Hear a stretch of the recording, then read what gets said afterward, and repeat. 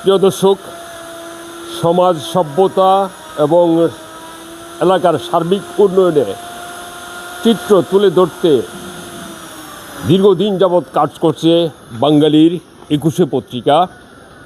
বাঙালির ২১শে পত্রিকার পক্ষ থেকে আমি হাবিবুর রহমান রয়েছি আপনাদের সাথে।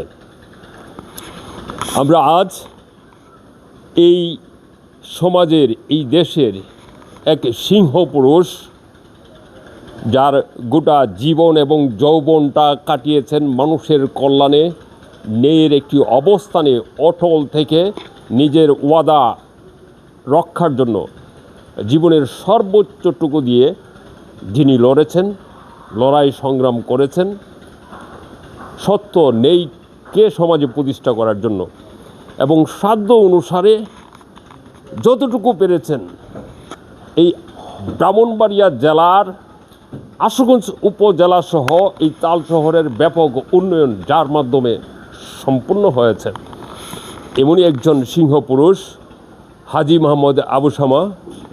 উনি দীর্ঘদিন যাবৎ শারীরিকভাবে অসুস্থ আছেন। আমরা ওনার খোঁজ খবর নিতে আমাদের তাগিদে এসেছি।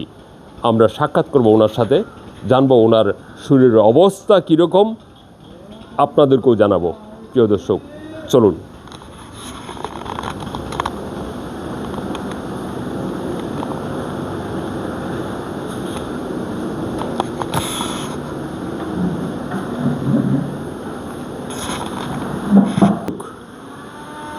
যেই মহৎ পুরুষটি, যেই সিংহ পুরুষের সামনে আমরা বসে আছি, আমরা ওনাকে শ্রদ্ধা করি, সম্মান করি এই জন্য যে উনি কখনো অন্যায়ের সাথে আপোষ করেননি।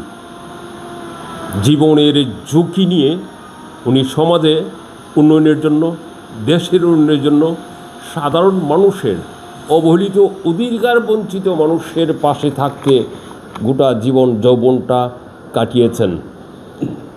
এই বয়সে এসে আমরা ওনার শারীরিক যে অবস্থা এই সম্পর্কে যা জানলাম, আমরা তরুণ প্রজন্মকে এবং সমাজের সবাইকে এই সম্পর্কে জানাতে চাই, অবগত করাতে চাই। আমরা জানব, আমরা আলহামদুলিল্লাহ যে আমরা একটু স্বস্তি বোধ করছি যে আমরা এখনও এসে ওনাকে মোটামুটি সুস্থ পাচ্ছি। আমাদের সাথে আলাপ করতে উনি যথেষ্ট পরিমাণ আগ্রহী রয়েছেন এবং শারীরিকভাবে সক্ষমও রয়েছেন। চলুন আমরা ওনার সাথে আলাপ শুরু করি। জি, কেমন আছেন আপনি? বিসমিল্লাহির রহমানির রহিম। আমি শরীরের স্বাস্থ্য বেশি ভালো না, দীর্ঘদিন ধরে অসুস্থ আছি। বাড়িতে তাই বাড়তে বাইরে এখন কোন যাইতে পারি না। এক ডাক্তার যাই, আর মসজিদ নামাজ সরবার লেগা কোনো সময় যাই লাঠি বর করিয়া, কোনো সময় যাই রিক্সা দিয়া। আমার বাড়ির নিকটই মসজিদ আমি দিছি, মাদ্রাসা আমি করছি, জায়গাও আমি দিছি। আমি তারপর ইউনিয়নের মধ্যে 6 বার মেম্বার ছিলাম, 4 বার চেয়ারম্যান। আমি এলাকার বহুত উন্নয়নমূলক কাজকর্ম করছি। আমার ইউনিয়নে কোনো রাস্তাঘাট ছিল না, কোনো ব্রিজ কালভার্ট ছিল না। আমি ব্রিজ কালভার্ট, আমার ইউনিয়নের সব ব্রিজ কালভার্ট আমি করছি, রাস্তাঘাট করছি, মসজিদ মাদ্রাসা করছি, ঈদগাহ করছি, গুরুস্থান করছি। আমি এখন অসুস্থ হয়ে পড়ছি। আল্লাহর কাছে আমি দোয়া করি আল্লাহ যেন আমার সহি সালামতে মৃত্যু করে, আর জনগণ যাতে সুন্দর সুষ্ঠুভাবে আমার ইউনিয়নের কাজকর্ম, যারা প্রজন্মে যারা আসে, যুবক ভাইয়েরা যারা আছে, তার কাছে আমার অনুরোধ, তারা যাতে সুন্দর সুষ্ঠুভাবে ইউনিয়নের কাজকর্ম করতে পারে। এর ভিত্তিতে আমি তখন অচল অবস্থায় আছি। আমার যুবক যারা আছে তারা যেমন আমরা স্মৃতিটা ধরে রাখে। আমাদের গ্রামে মুরব্বী নাই, মুরব্বীও সব মারা গেছে, একমাত্র নিয়াজফরিতে আছে। আর কোনো লোক জ্ঞানী বলতে কোনো লোক নাই। শূন্য আকারে আমরা আছি আমাদের গ্রামের মধ্যে, ইউনিয়নের মধ্যে। আপনারা সবাই দোয়া করবেন আমরা সুন্দর সুষ্ঠুভাবে চলতে পারি ইউনিয়নবাসীর নিয়ে। এই আমার বক্তব্য। প্রিয় দর্শক, যুগ যুগান্তর সঞ্চিত বেতা গুছিয়েছে অভিযান, ফেনাইয়া উঠে বঞ্চিত বুকে পুঞ্জিত অভিমান। যাদের জন্য এই গোটা জীবন এবং যৌবনটা কাটিয়েছেন, তারা কতটুকু খোঁজখবর রাখছেন? যেই মানুষটিকে আমরা মিডিয়াতে কাজ করতে গিয়ে দেখেছি, যখনই আমরা কোনো সমস্যার সম্মুখীন হয়েছি, যখনই আমরা আমাদের উপর অন্যায়ভাবে আক্রমণ করা হয়েছে, আমরা বরাবরই সুচ্চার কণ্ঠে ওনাকে পাশে পেয়েছি। এবং উনি গোটা জীবনের যৌবনকালটা কাটিয়েছেন এই লড়াই সংগ্রাম স্ট্রাগল করে। ওনার লক্ষ্য উদ্দেশ্য ছিল ন্যায় বিচার প্রতিষ্ঠা করা, সমাজের শান্তি প্রতিষ্ঠা করা এবং নিজের সাধ্য অনুসারে এই এলাকার সার্বিক উন্নয়ন করা। এই কাজে উনি সফলও হয়েছেন। বর্তমান যে আমরা তালশহর পশ্চিম ইউনিয়ন পরিষদ 4 নম্বর ওয়ার্ড, যেটা ঐতিহ্যবাহী একটা ইউনিয়ন পরিষদের যে কমপ্লেক্স দেখেছেন, আমার মনে হয় আশুগঞ্জ উপজেলার মধ্যে এটি প্রথম ইউনিয়ন পরিষদ কমপ্লেক্স। 8টি ইউনিয়ন পরিষদ রয়েছে আশুগঞ্জ উপজেলার মধ্যে। এর মধ্যে শুধুমাত্র 3টি ইউনিয়নে ইউনিয়ন পরিষদ কমপ্লেক্স রয়েছে। এই ঐতিহ্যবাহী আশুগঞ্জ সদর ইউনিয়নে ইউনিয়ন কমপ্লেক্স নেই, তালশহর ইউনিয়নে ইউনিয়ন কমপ্লেক্স নেই, চরছারতলা ইউনিয়নে ইউনিয়ন পরিষদ কমপ্লেক্স নেই, দুর্গাপুর ইউনিয়ন পরিষদ যেটা, ওইটা তো ইউনিয়ন পরিষদ কমপ্লেক্স নেই, আড়াইশিরাতে ইউনিয়ন পরিষদ কমপ্লেক্স নেই। শুধুমাত্র এই তালশহরে প্রথম ইউনিয়ন পরিষদ কমপ্লেক্স উনি প্রতিষ্ঠা করেছেন বিভিন্ন সিস্টেমের মাধ্যমে প্রতিষ্ঠিত হয়েছে।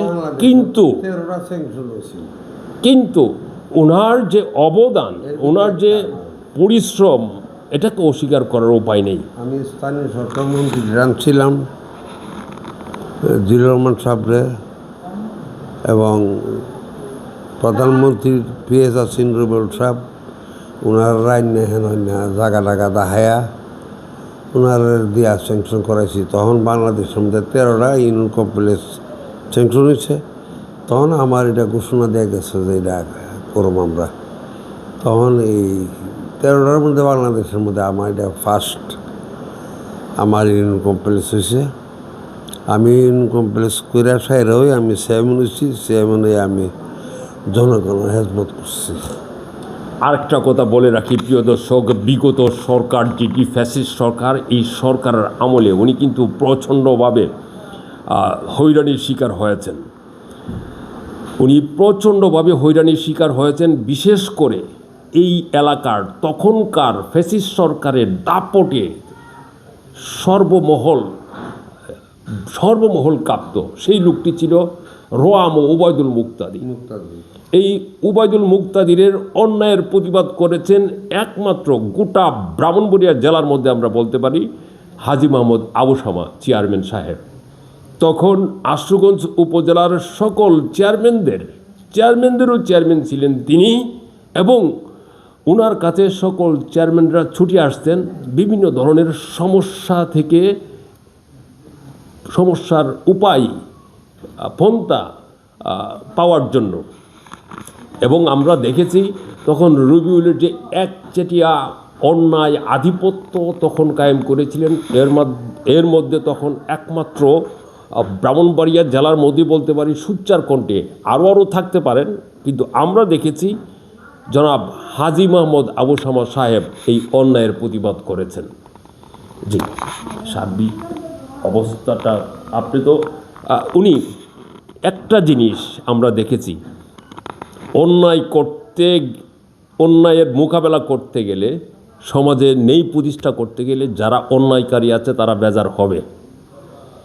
ন্যায়কে প্রতিষ্ঠা করতে হলে ন্যায়ের অবস্থানে যারা আছে তারাই সমর্থন করবে, আর যারা অন্যায়কারী, যারা এর মাধ্যমে তাদের স্বার্থের ক্ষুণ্ণ হয়, তারা বিরোধিতা করবে।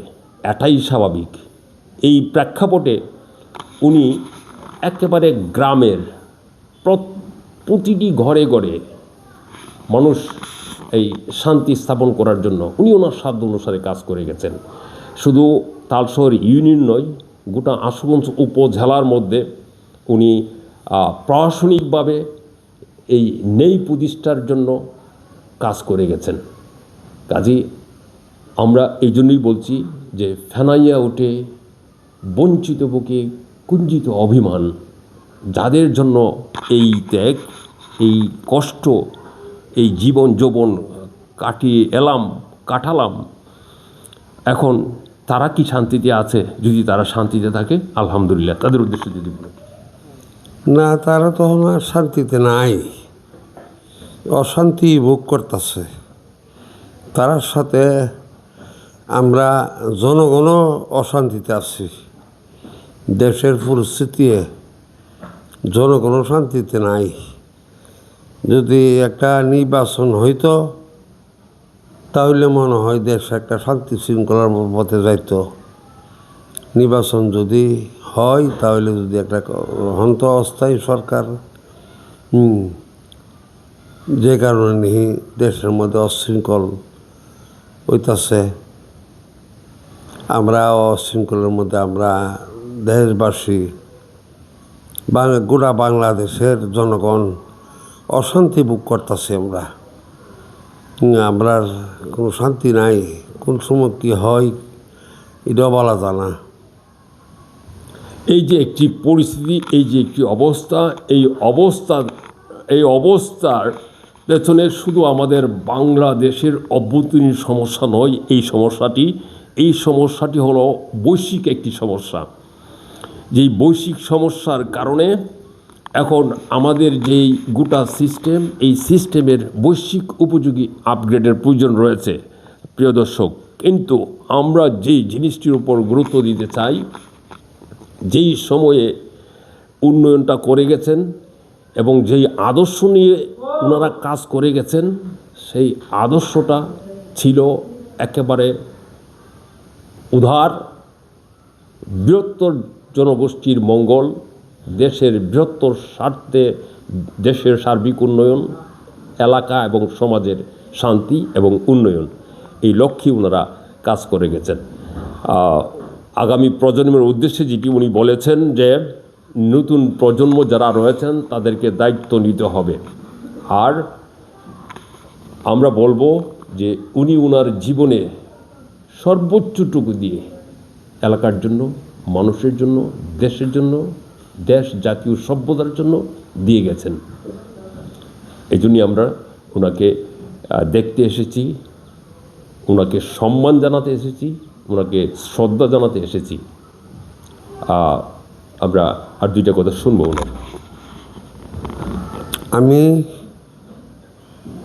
আমার ইউনিয়নের ভিত্তে যত মসজিদ, মাদ্রাসা, ঈদগাহ, গুরুস্থান আছে, এমন কোনো মসজিদ, মাদ্রাসা, গুরুস্থান, ঈদগাহ নাই যা আমার অবদান নাই।